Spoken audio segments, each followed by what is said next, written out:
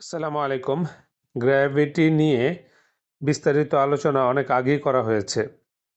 Gravity এবং গ্র্যাভিটির জনক নিউটনের মুখোশ উন্মোচন করা আছে আমার বইগুলোতে।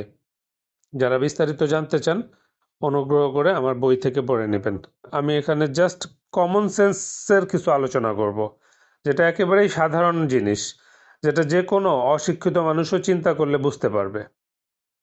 দেখেন, গ্র্যাভিটিকে কেন আনা হয়েছে? গ্র্যাভিটি তো জাস্ট একটা থিওরি, এটা কিন্তু বাস্তবতা না, জাস্ট একটা থিওরি। হ্যাঁ, বলাকার পৃথিবীকে সত্যায়িত করার জন্য গ্র্যাভিটিকে আনা হয়েছে।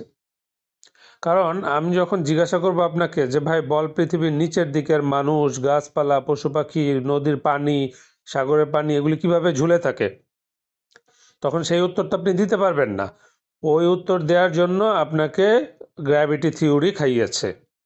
তখন বলবেন যে গ্র্যাভিটি হচ্ছে একটা চুম্বকের মতো জিনিস, এটার কারণে গাছপালা, পশু পাখি, মানুষ, পানি সব কিছু আটকিয়ে আছে পৃথিবীর সাথে। আর এটার কারণেই নাকি কোনো কিছু উপর দিকে ছুঁড়ে মারলে সেটা আবার নিচের দিকে পড়ে যায়।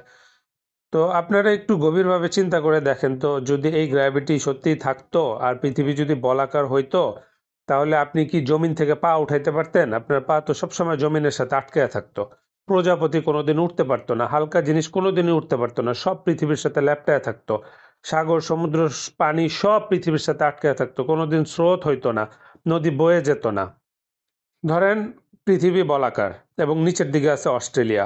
তো অস্ট্রেলিয়ার মানুষগুলো ঝুলে আছে, অর্থাৎ মাকড়সা বা পিঁপড়ার মতো আটকে আছে আপনার গ্র্যাভিটির কারণে। এখন ওইখানে যে মেঘগুলি আছে, মেঘটাও নিচের দিকে, মেঘের বৃষ্টিটাকে কি করে? গ্র্যাভিটি টেনে নিয়ে আসে পানিটাকে। তাহলে বুঝেন যে গ্র্যাভিটি কতটা শক্তিশালী। অর্থাৎ মেঘের পানিটাকে নিচের দিক থেকে উপরের দিকে টেনে উঠিয়ে নিয়ে আসে। আর সেই গ্র্যাভিটিকে উপেক্ষা করে আপনি কিভাবে আপনার পাকে জমিন থেকে উঠাবেন? কিভাবে ওই গ্র্যাভিটিকে উপেক্ষা করে জমিন থেকে কোনো কিছু আসমানে উড়বে বলেন? শুনেন, শয়তানের দলেরা এক মিথ্যাকে ঢাকতে আরো হাজার মিথ্যা নিয়ে আসছে। যেহেতু ওরা বলাকার পৃথিবীর মিথ্যা তত্ত্বকে নিয়ে আসছে, তো এবার এটাকে সত্যায়িত করার জন্য আরো একটা মিথ্যা গ্র্যাভিটিকে নিয়ে আসছে, যেটা সমতলে বিছানো স্থির পৃথিবীতে কোনো প্রয়োজনই নাই। পৃথিবী মূলত সমতলে বিছানো এবং স্থির, আর এখানে গ্র্যাভিটির কোনো দরকার নেই। কারণ সমতল পৃথিবীতে আপনি স্বাভাবিকভাবেই হাঁটা চলা করবেন, কোনো অসুবিধা নেই, সব কিছু পারফেক্টলি থাকবে। এখন আপনার প্রশ্ন করবেন যে তাহলে কোনো কিছু উপরের দিকে ছুঁড়ে মারলে নিচে পড়বে কেন? ভাই, এটাই প্রকৃতির নিয়ম। যদি নিচের দিকে না পড়ে তাহলে তো সব কিছু ভেসে যাবে, আপনি তো কোনো কিছুই স্টেবল পাবেন না, আপনি নিজেও স্টেবল থাকবেন না, আপনিও ভেসে যাবেন। আল্লাহ তাআলা সব কিছুকে জমিনমুখী করছেন, সব কিছু জমিনের সাথে থাকবে, এইটাই প্রকৃতির নিয়ম। একটা জিনিস উপরে মারছে, এটা কেন নিচের দিকে পড়লো, এইটাই গ্র্যাভিটি, এটা কি ধরনের অযৌক্তিক চিন্তা ভাবনা? পৃথিবীর শুরু থেকে সমস্ত মানুষ জানে যে যে কোনো কিছু উপর থেকে নিচেই পড়বে, কখনো নিচের থেকে উপরের দিকে যাবে না। এটা একটা স্বাভাবিক জিনিস। এটার সাথে তো গ্র্যাভিটি মিলাইলে হবে না আপনার। ভারী জিনিস নিচের দিকে পড়বে, হালকা জিনিস ভেসে থাকবে বা উপরের দিকে যাবে, এটা তো কমন সেন্স।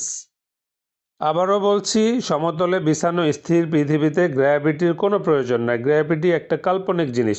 স্যাটানিস্ট নিউটন এই গ্র্যাভিটি থিওরির আবিষ্কারক, যার কোনো বাস্তবতা নেই। আপনি নিজেও কোনো দিন এটার বাস্তবতা খুঁজে পাবেন না। এ ব্যাপারে বিস্তারিত জানতে আমার বইগুলি পড়তে পারেন ইনশাআল্লাহ।